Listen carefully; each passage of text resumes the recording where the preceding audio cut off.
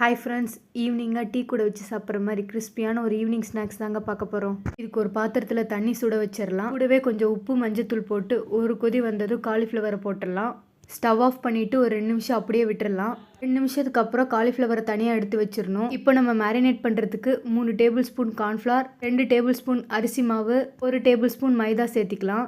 அடுத்து 1 teaspoon chilli powder, 1 teaspoon Kashmiri chilli powder, 1/2 teaspoon pepper, 1/2 teaspoon garam masala சேர்த்திக்கலாம். 1 tablespoon ginger garlic paste, கூடவே 1/2 லெமனை புழிஞ்சு விட்டுடலாம். தேவையான அளவு உப்பு சேர்த்திட்டு கையில் ஒரு தடவை நல்லா பிசைஞ்சு விட்டுடலாம். லைட்டாக கொஞ்சமாக தண்ணி தெளித்து இந்த கன்சிஸ்டன்சி வந்ததும் நம்ம எடுத்து வச்சுருக்க காலிஃப்ளவர் அது கூட போட்டு நல்லா மேரினேட் பண்ணிடலாம். ஒரு 5 நிமிஷம் மேரினேட் பண்ண விட்டுட்டு எண்ணெய் காய வச்சு மீடியம் ஃப்ளேமில் பொரிச்சு எடுத்தோம்னா யம்மி அண்ட் கிறிஸ்பியான காலிஃப்ளவர் 65 ரெடிங்க.